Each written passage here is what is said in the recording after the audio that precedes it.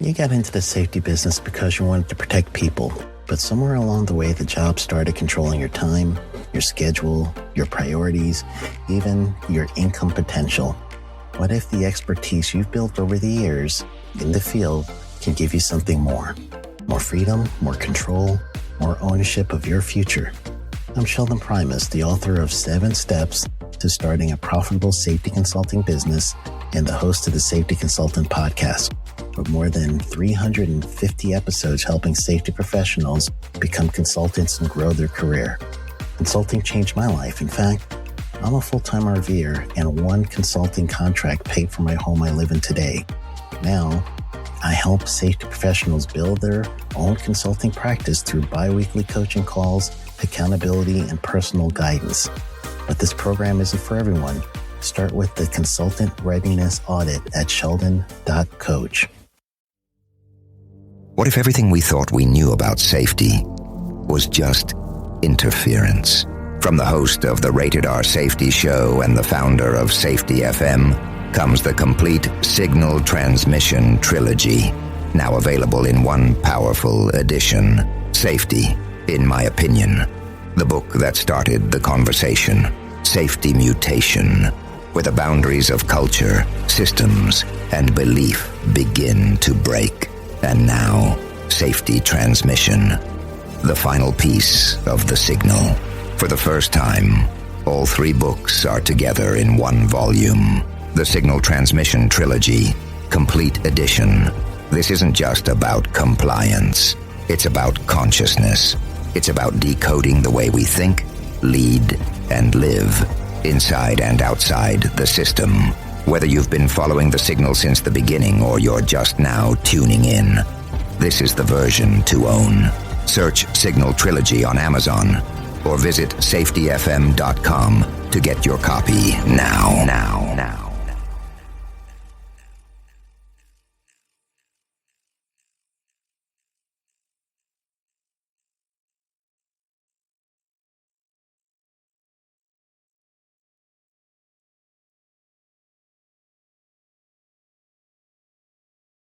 You got into the safety business because you wanted to protect people, but somewhere along the way the job started controlling your time, your schedule, your priorities, even your income potential.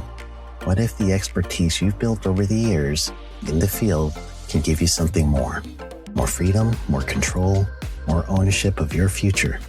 I'm Sheldon Primus, the author of 7 Steps to Starting a Profitable Safety Consulting Business and the host of the Safety Consultant Podcast, with more than 350 episodes helping safety professionals become consultants and grow their career. Consulting changed my life. In fact, I'm a full-time RVer, and one consulting contract paid for my home I live in today. Now, I help safety professionals build their own consulting practice through bi-weekly coaching calls, accountability, and personal guidance. But this program isn't for everyone. Start with the Consultant Readiness Audit at sheldon.coach.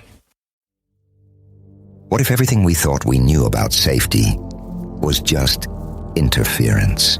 From the host of the Rated R Safety Show and the founder of Safety FM comes the complete Signal Transmission Trilogy, now available in one powerful edition. Safety, in my opinion, the book that started the conversation.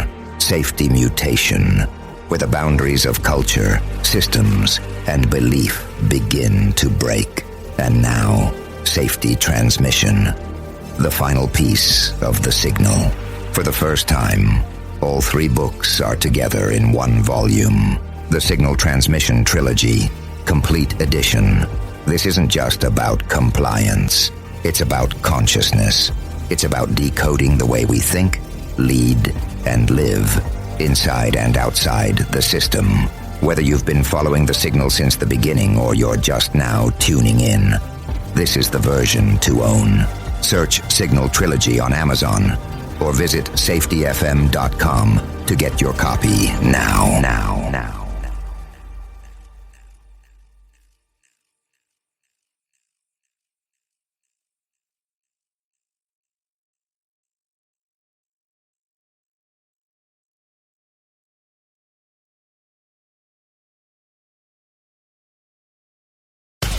Let's start using cutting-edge warp speed 5G technology with your cell phone. Let me tell you about my friends at mobilemobile.io. They have an ultra-fast 4G LTE and 5G network that covers 99% of Americans.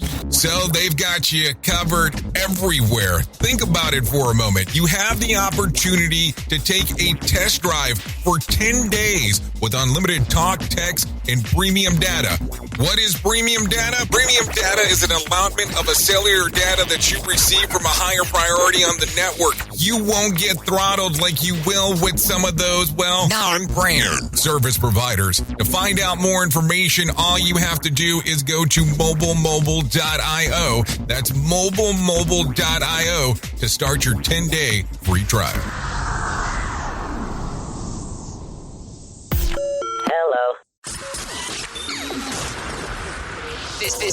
This show is brought to you by Safety FM.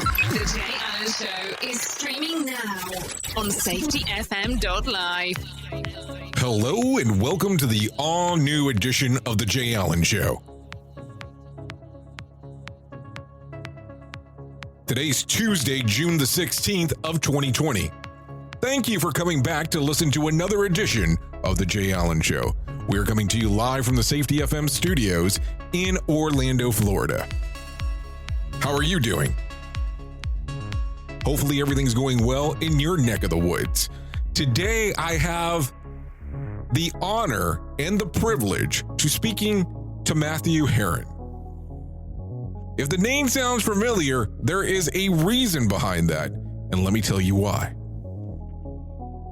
Mr. Herron has over 10 years of experience as a practicing safety professional. He has worked in a wide range of industries, including healthcare, research and development, automotive, and aerospace, in which he has developed, implemented, and maintained OHS programs and management systems.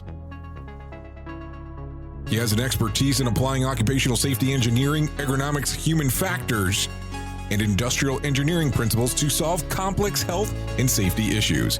He currently serves as a senior safety engineer for the Mechanical Engineering Division at Southwest Research Institute in San Antonio, Texas. In his role, he oversees and leads the continual improvement efforts for the division's ISO 45001 based safety program.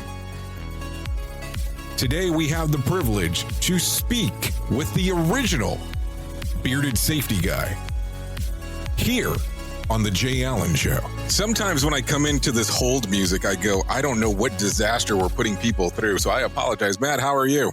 Doing very well. I was actually hoping you could, put the interview on hold so I could listen to that music some more. I don't think anybody's ever told me that, but I was like, what is this? And it's like, I think of you is what I heard the moment I turned everything on. I was like, this is probably not going to be good with me starting off with this. I think it's that standard elevator music, Well, that's what we were told to play. Sometimes it's instrumental, so it's not terrible. I mean, but it just depends on which kind of music you like. Mm-hmm. Well, Matt, I appreciate you doing this. I know that most of the times it's like when I contact people, they're like, why out of the blue are you contacting me? No, I really appreciate the opportunity. This is great. I really enjoy what you guys are doing, with all of the different podcasts, inspiring the next generation of safety professionals and definitely helping the ones that are, out there right now. Well, I mean, when we started this, we started taking a look at it and we said, hey, there's a gap. And I figured that, maybe we can try to assist and see what happens. But yeah, I mean, I will tell you, as I started doing some looks around and doing some research, when I found you, it was like the bearded safety guy. And I was like, that's a different approach than most take. So how did you start off with the moniker, or did you grow the thing out and you were in safety? How did this whole thing happen? Yeah. So I was in safety before that. And, I just kept growing it out. I'd say that there was some sort of divine intervention or something like that. But I think it was really, it's about laziness and efficiency. That's straightforward and very honest starting off there. I like it. Yeah. But it really turned into, for me, I meet a lot of different people at conferences and things like that. And so people remember me by the beard. Mhm. And so I've really found that it's a useful tool, if you will. So is there a secret to how you've made this thing grow out, and how many years did it take before it became the thing that it is on your LinkedIn picture now? I don't know how updated or outdated that picture is, so who even knows what it looks like now, right? Yeah, that's actually a fairly recent picture, beginning of this year, and it's taken me a little over 4 years to grow that. So Wow. Mm-hmm. Very good. Very good. So Appreciate what got you started through the whole path of safety? Why did you decide to do this? Why did this career excite you? Well, it just like every other safety professional, I don't think it excites people per se. I think, as you get into it, you realize that, your passion takes over. And what I found, basically, oh gosh, it's been over 10 years now. I was working for a company that did testing and calibration services for the military, aerospace, telecommunications industries. And they asked me to join their health and safety committee. And I started like getting really heavy into ergonomics and just helping people and be more efficient. And like it clicked. And that's when I found my passion, not only for safety, but for helping people. And, well, I will tell you, I am right down the road from where you were doing ergonomics and helping out there. Really? I know exactly what you're talking about. I'm within a few miles. It all comes full circle. Mm-hmm. So that started you down the path.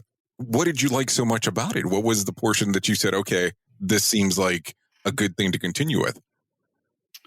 Well, I think, I guess kind of taking a step back, I hold on a second. I'm trying to think how I got into this. I actually, that was actually one of the things that drew me into going back to school. And so I had the opportunity to go to the University of Michigan, where they actually have a NIOSH sponsored program there for safety engineering and ergonomics. And so I just really started to love the marriage between those two, if you will. Just having the ability to look at a process and put that together, and then pairing it with safety through ergonomics and things like that. It was just it really sparked my creativity, and it created the career that I'm in now. So how did you like going from Florida to Michigan? Well, I'm originally from Georgia. Don't hold that against me. I live in the South, so I can't say much. So yeah, it's definitely a different climate shock, as well as culture shock in some cases. But I've actually really enjoyed it. I don't mind the cold. It's really driving in the snow and the ice. That's the real pain. But Michiganders are great people. I really enjoyed being up there, and been back a few times, visit the alma mater and everything, and go see some good friends up there. So as your career actually develops and you're doing these different things, what do you end up doing next steps? What is it has kept you, okay, this is what I'm going to push forward with, and this is the reason behind it? I've had some really good, I've been very fortunate to have some really good mentors in my my past and right now, actually. And so just especially if they're listening, you have to make sure you say that you have very much so. You have some great mentors at the moment. And it's really kind of helped guide my career path. And, one of those is taking the steps to just personal development and my professional development, that through going to ASSP conferences, the NSC, those types of things, listening to these wonderful podcasts. And, it's really that, I don't know, I've got some sort of internal drive that I have to improve systems And so that's really what keeps me going. And how can we do things better? This is the Jay Allen Show. Just wanted to tell you, I have a new book, and it seems kind of timely. Although I didn't write it for a global pandemic, and by the way, this is my first one, it seems to have lots of legs on this topic. The book's called When the Worst Accident Happens, and it's a field guide to understanding how to begin a restorative process of responding to a horrible event. That book is available now on Amazon. I think you'd like it. Tell all your friends. And we are back on the Jay Allen Show on Safety FM. Well, and being as you've been doing this for a little bit here, and you kind of see some changes in the market, and I think that we're at the phase now where we're kind of seeing a lot of people hungry for what is I won't say the next big thing, but they're starting to see like changes. There's some people that enjoy behavior-based safety or system ones or however you want to look at it. And then there's some people that enjoy HOP, and there's some people that enjoy lean and all these kind of different things. When you take a look at the market, being is that you're able to, do so many different things. What do you see being the next big change from your perspective? And I'm not asking for the crystal ball approach, because I know sometimes I have a very bad habit of doing that. No, I think, behavioral based safety, it's been around for 25 years, but I think it's really come to fruition and coming into its own.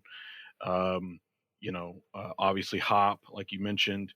I think, total worker health is on the cusp right now, especially with COVID-19 being here. And I think putting the focus on personal mental health, I think is definitely going to be something that comes out of this pandemic.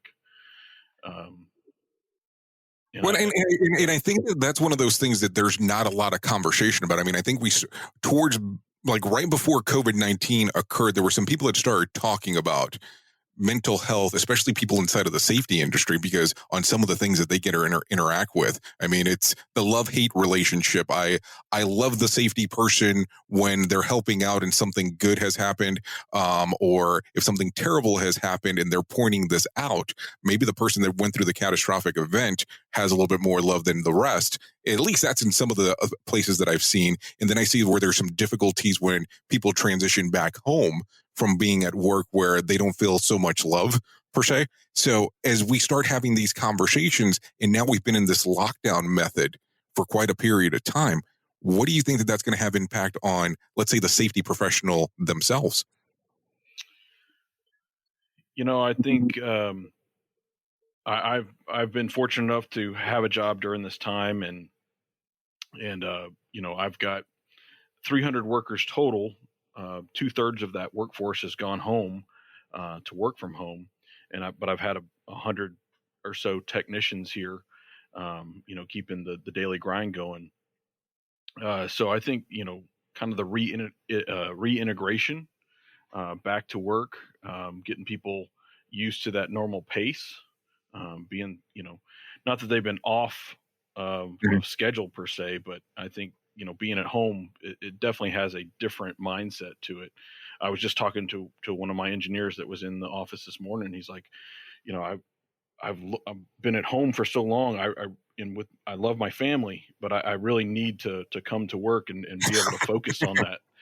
And I completely understand. And he was telling me, how it's been great being there, but it's really affecting his life as an engineer and his life as a father and husband and things like that. So trying to refine that balance, I think, is going to be interesting for everybody, especially moving forward. And hopefully we'll be able to find a vaccine for this, and things can return to a improved normal.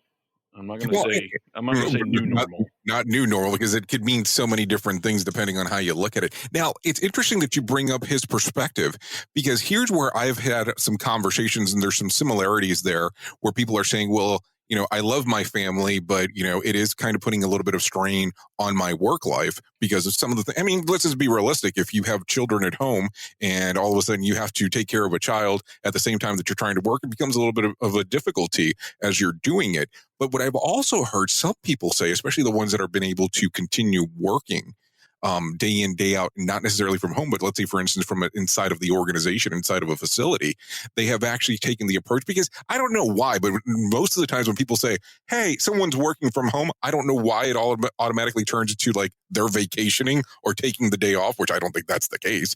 But some people make that understanding. But I have had conversations where people turn around that are inside of a facility and they'll say, well, we've done the work without you till this point, so maybe we can continue without your position. So are you running into any kind of difficulty from that standpoint, where some of the workers that you see day in, day out are having that approach to the people that are actually working from home? And if that's way too deep, I can understand where you might want to be a little bit generic with it, which I can entirely understand. I appreciate that. And I think we are such a cohesive organization. I don't see it that way. And I think that we're gaining some actual more benefits, and I think we've actually had some productivity increases because of that. Um, and I think that moving forward, we will evaluate trying to incorporate more people working from home, actually. And I think there's some value there, because I think that sometimes some people will try to do the workarounds, if that makes sense, where they might have a family engagement or something that occurs out of the ordinary. So they'll put in the extra hours, which is a good and a bad thing, depending on how you want to look at it. Mm-hmm. And I also look at it from a safety standpoint, where, let's say, for instance, if we're using like the guidelines they have like in the Cal OSHAs of the world, so like in California, where you are still responsible if somebody's working from home from a OSHA's perspective. So you're still responsible for ergonomics and so on, and things that might happen inside of the home there, even though it's not, let's say, for instance, the work facility. Do you think that somewhere like where you're located down in the South, do you think that will be something that we'll start seeing more and more of as this becomes the new normal of actually working from home? I think it could potentially go that route for sure. And what's the fear as an organization that you would run into as a safety professional, potentially based on something like that? Well, I think, the more people you have working from home, it's really hard to control that work environment that they're in, right? Um, you know, do you have a fire extinguisher in your kitchen? Have you checked it? How is your workstation set up? Making sure that it's ergonomically safe and in neutral position. I'm on the floor next to the couch using the edge of the couch as the computer holder. Exactly. So, I think it's re-educating people. I think not that the workplace could be rigid or whatnot, but I think you have a little bit more structure, so to speak. And I think when you, and we have some very, some of the brightest minds working in our organization. But I think, when you take it home, sometimes some things get left behind because you don't have that structure that being in the office actually takes care of. Right. It's that mindset, and it's like that click control type of thing. And I don't mean that in a bad way. I mean it from the standpoint of, I'm here so I know that there's certain functions that I need to do. When you're doing it from a home perspective, sometimes it can become a little bit difficult because your norm might be, okay, I'm doing this with the family and so on. So it has to be that interesting transition piece as it moves forward. Now, when we were doing some research on your background, I do see that you've done several different things. But at one point, you were the president of the American Society of Safety Professional or Safety Engineers in San Antonio. How did you decide to get involved with that? What was the inclination of, hey, I think that I'm going to jump into the ASSC and I want to run for president? How did you come to that determination? Well, I had already been involved with ASSE for many, many years during graduate school and thereafter once I graduated. And it was one of those situations where, I had asked the current president and the executive committee that, hey, I'm really interested in being involved, and I'll do whatever you need me to do. And unfortunately, when it came time for elections, the president elect got a new job out of state, and so the current president said, "Hey, you've been asking for something to do. Would you mind running for president?" And I said, I would be happy to. And so it was I really enjoyed that experience, had a great team. We actually led our South Texas chapter to get the Platinum Recognition Award that year. It's the first time in our chapter's history. It was a great experience. So were you still running it then when the ASSP was in when they were actually when the big national conference came to San Antonio? Yes, sir, I was. Oh, okay. So, well, you guys put on a huge event. I remember being there. There was a huge event that I will say that the beer was flowing inside of the bar that the event was held at. Yeah, but I remember it was gigantic. There was a lot of people there. Yes, that was our Region 3 Big Night Out is what we did. So as the host chapter, the executive committee and I planned and put all that together. So we were very happy to have everybody down and host them for our great city. This is the Jay Allen Show. Have you been considering wanting to take the Safety Consultant Blueprint course online? Well, let me throw a little monkey wrench into your thoughts. I am going to do a live 3-day event on Zoom. It's going to be a workshop that is me walking you through this course step by step by step. Each day, July 28th, July 29th, and July 30th, from 9 a.m. Eastern Standard Time to 1 p.m. Eastern Standard Time. We're going to have an intimate group of a maximum 15 participants. So register today, sheldonprimus.com/live for the Safety Consultant Blueprint. So go to sheldonprimus.com/live and register today. And we are back on the Jay Allen Show on Safety FM.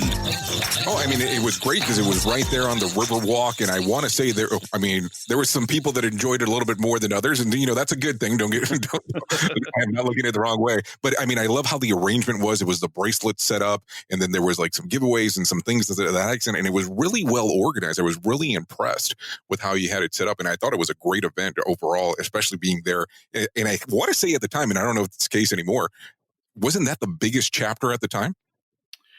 I don't know if that was the biggest chapter, but that was one of the biggest events that we threw all year, and especially I think for our history. But it was great having everybody come and just being able to network and really celebrate the culmination of that entire year that we worked so hard and got platinum that year. So it was a really, really nice way to cap it all off. So as you decide then all of a sudden, because the year is up, you transition out, and I guess you're so bored you decide to become the Region 3 Assistant Vice President of Student Leadership because you just have so much spare time? Yeah, so that actually came about while I was president. Oh, okay. So I took on that role as well. And so I really do have a heart for students and helping them in order to achieve their goals and become better safety professionals. So one of the things that Region 3 does is we actually put on our own student leadership conference every year, except for this year, of course, right, with the pandemic and everything. But we try to provide our students with the resources, knowledge, and insights to help them become better safety professionals.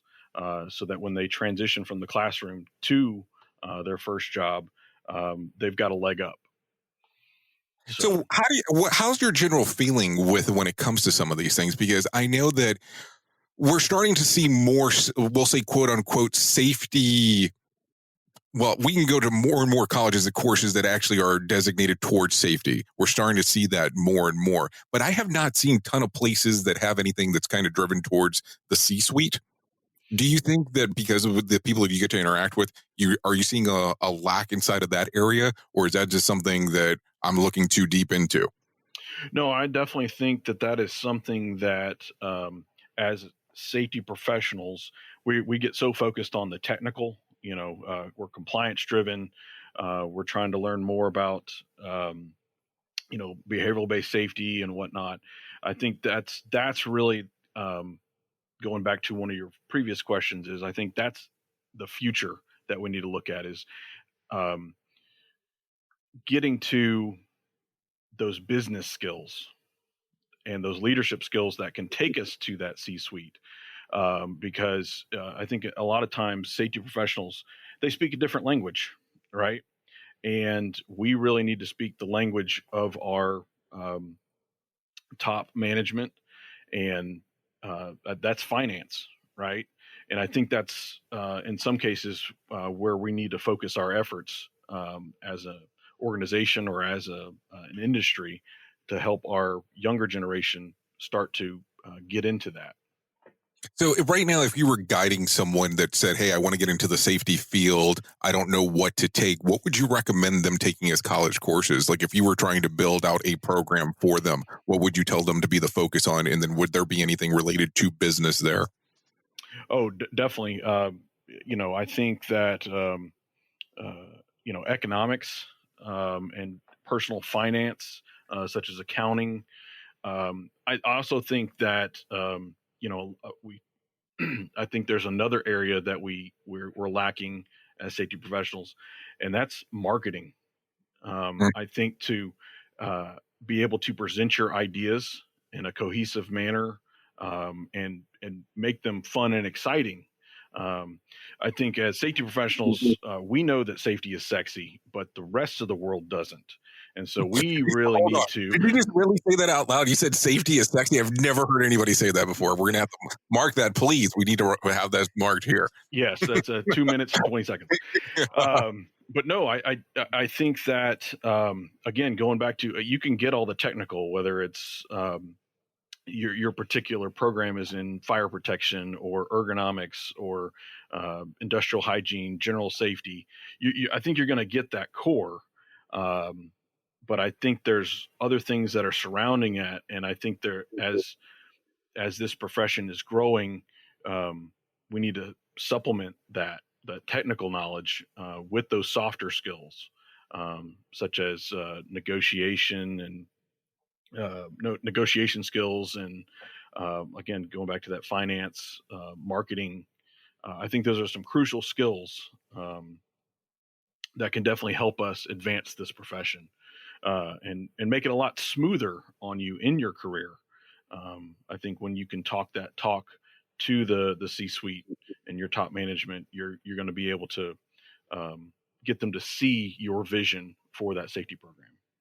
So do you look at it that sometimes when it comes to safety professionals, the way that our lingo works, that we try sometimes to use inside of that C-suite, it actually could be we won't say a disturbance, but it can be a hindrance to an extent because we're not speaking the same language as the people inside of the C-suite? Yeah, and I don't think it's it's not bad to know the terminology, right? And it's not Right. bad to teach others, especially your first line supervisors and your technicians and everybody on the front lines, because I think it's a very important that everybody has the same vocabulary, right? They know what a confined space is. They, that you've taught them that in your safety meetings and such, and you have that consistent message. But I think as you start to move up the chain and start talking to top management, I think the language that you use does need to be in their terms. Well, you did make a reference to marketing as well. So is this why the growth of the beard, is this part of your marketing strategy inside of your organization? It's only between you and I. Nobody else will know if you tell us. I think it's part of my brand strategy. Again, everybody recognizes the beard. If I'm connecting with somebody on LinkedIn, I would say 85% of the time, the first thing that they reply back with is "nice beard." Well, I mean, let's be honest here. We are doing the connection via computer, and you put down, instead of your name, which is perfectly fine, bearded safety guy. So I just, if I'm going to grow it, might as well, use it. Right. I hope you have that thing trademarked by then, trademarked and own the website. I probably need to do that. I haven't gotten that far. The coronavirus is keeping me pretty busy. I could only imagine. So as you go down this path, and of course we're seeing these different things take place. So it sounds like you're heavily involved with the student activity. How is that working now with you being able to assist with students, especially in this, I guess, this new version that we have to do where you can't really do a lot of meetings in person? How are you being able to interact, if at all, with some of the students that are interested still being inside of the safety field? Well, like I said before, our student leadership conference got canceled at the beginning of this year, back in April. We postponed it till next year, but we're still, as a planning committee, we're still holding those meetings, and we're still moving forward with what we had planned for this upcoming year, and just keeping the students engaged. Have had quite a few conversations with the student leaders, especially, as it's time for, those seniors who are graduating and moving on, and then the ushering in the new officers and things like that, connecting with folks on LinkedIn. We're also trying to look for other ways to how to communicate, obviously with Zoom and WebEx and all the online platforms and everything, but we're also looking into, apps. How do we get messaging out that, hey, the registration's online for this new conference? So we're looking into like WhatsApp and GroupMe, which has actually been pretty popular amongst the students. So trying to get their feedback as to how do they communicate, because as we know, email is pretty static, and especially being a college student during the summer, you're probably not going to be checking your college email account, right? Right. This is the Jay Allen Show. At Hop University, we cut the bullshit out of human and organizational performance training. We were born out of necessity. We hear it all the time. Human and organizational performance courses are expensive and hard to find. Safety classes put me to sleep. Help. So we did. We offer on-demand, high-quality online courses in human and organizational performance, safety, and leadership, all led by seasoned safety and HOP practitioners. No need to schedule time for that conference, no need to track down the latest guru, and no stuffy classroom required. Join us today at hopuniversity.org. That's HOP university.org. And we are back on the Jay Allen Show on Safety FM. And then besides that, every company on the planet sending me an email to let me know how much they care about me at the moment probably does not help the fact either. Mm-hmm. Yeah, we don't want to get drowned out. We want to make sure that they are still staying connected, because, when they transition from the student section to an actual chapter, they've already started to grow those leadership skills. So we want them to take on a leadership position when they come into the chapter. So, now, when you start seeing the people that are inside of the student section of the chapter and they're transitioning into a full normal membership, now we are aware that there are some price point differences that do occur. Do you see a pretty high conversion rate with them staying with the chapters? Well, ASSP has done a great job, and they've looked at, so as students graduate, ASSP's gift to them is they get a full membership, actually, after they've graduated. So that first year is covered. That's awesome. I was not aware of that at all. That's a great picture. It is a fantastic benefit, and being a student at $15 a year to be a part of your student section, I think is a phenomenal benefit, especially being able to get a practice specialty in a common interest group. Connecting online with that in those communities, I think is phenomenal. I think it's one of the best, hands down, cost benefits that you can get. I have to tell you, I do not know that why that is not on the main page of the ASSP when you get there. to be quite honest with you. This is the first time I've ever heard of that. So yeah, if you go to the ASSP.org, it is underneath student membership. Yeah, I would have never found it. I would have never looked in that area. But I mean, that's great. I mean, that is one of those great approaches in regards to doing it. Now, with you being involved with the ASSP, of course, this year was supposed to be occurring in Orlando, and now it has changed to a virtual session. What's your thought process behind that? Well, I think obviously, as safety professionals, we need to lead by example. So I think it was definitely a prudent move on their part by hosting a virtual conference. I'm definitely interested in to see how the new platform is, and going through all of the different general sessions and the breakout sessions and such. The one thing that I'm going to miss personally is the interaction with my safety family, being able to network and just catch up, right? So it's a little different, but I definitely think it's something that needed to happen.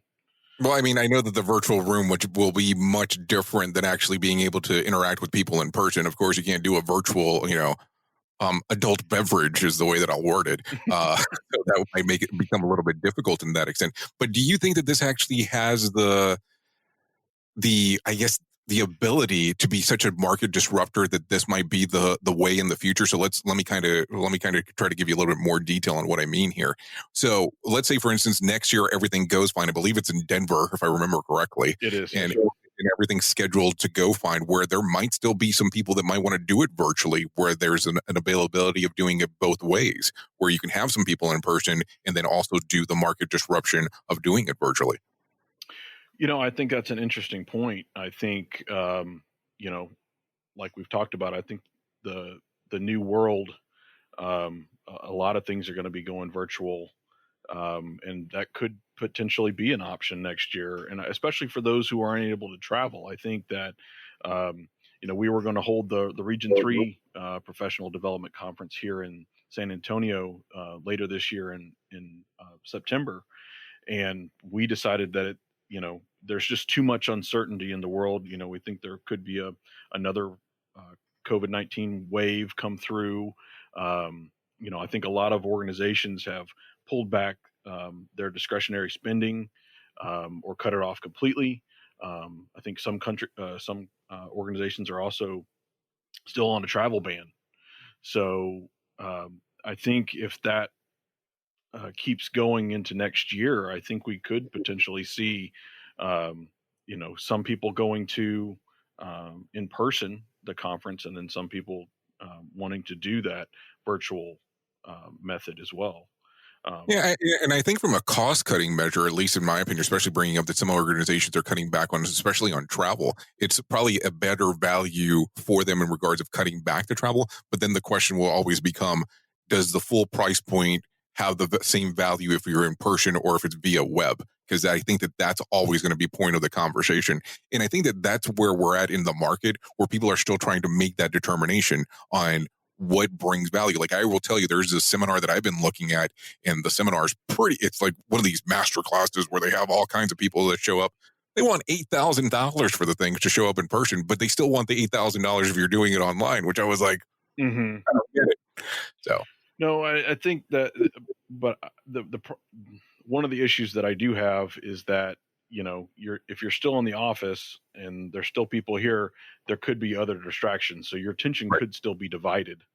So unlike being in that, the conference room, watching the speaker and engaging with them, I think that's also a part that you miss, not having, being there in person. Oh, don't get me wrong. Organizations still know how to track you down, even if you're at a conference. You know that, and I know that. Yeah.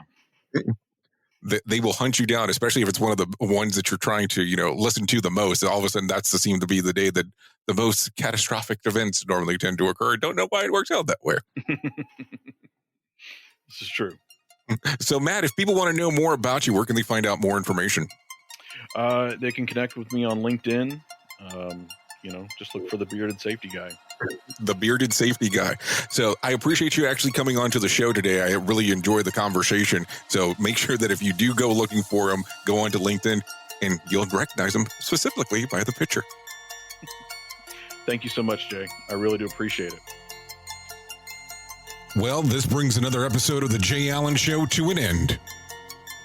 If you're interested in to see what we have going on at Safety FM, come to the website at safetyfm.com. If you're interested in the latest contest, go to safetyfm.com/contest. And if you're interested in becoming part of the Safety FM exclusive list, also part of the Safety FMers, also, of course, you can go to safetyfm.com. Thank you for always being the best part of Safety FM, and that is the listener. Here at Safety FM, we want to be the home of real safety talk. We'll be back with another episode of The Jay Allen Show before too long. Goodbye for now. Want more of The Jay Allen Show? Go to safetyfm.com.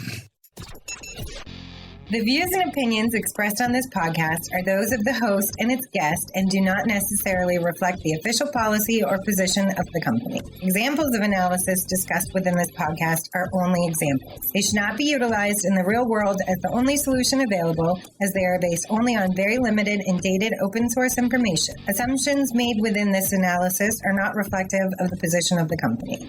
No part of this podcast may be reproduced, stored in a retrieval system, or transmitted in any form or by any means, mechanical, electronic, recording, or otherwise, without prior written permission of the creator of the podcast, Jay Allen. So, do you feel like you're missing out on what everyone is starting to do now, that live streaming thing, and you don't know where to start or what to do? I have the resource and the information to provide to you in regards on how you can stream onto 40 social media platforms all at one time. Yes, that's 40 social media platforms all at one time. All you'll need to do is go to safetyfm.com/1. That's safetyfm.com/1. That's ONE. So just in case. And you'll be able to start live streaming just like you're hearing people starting to do right now, up to 40 social media platforms.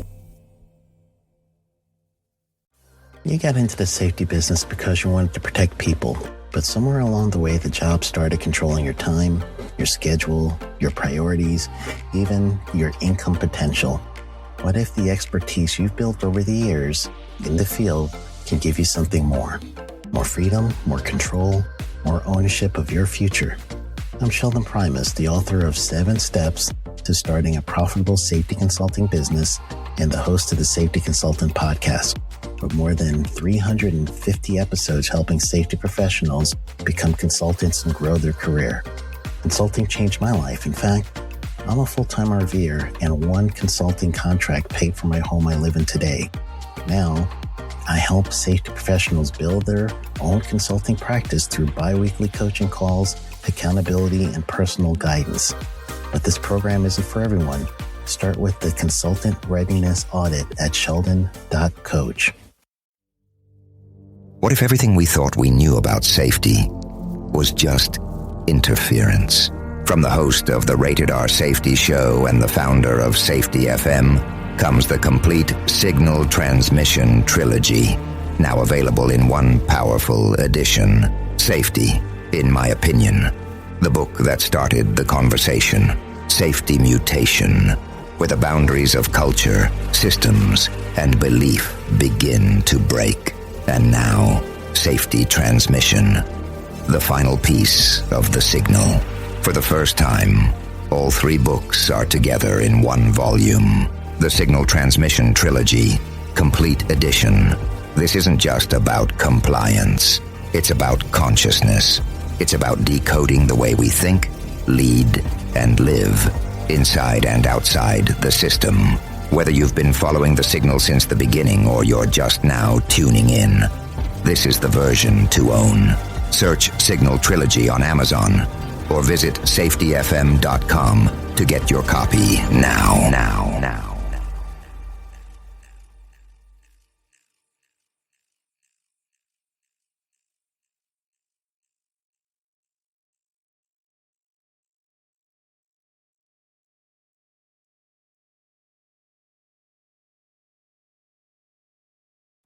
You got into the safety business because you wanted to protect people, but somewhere along the way, the job started controlling your time, your schedule, your priorities, even your income potential.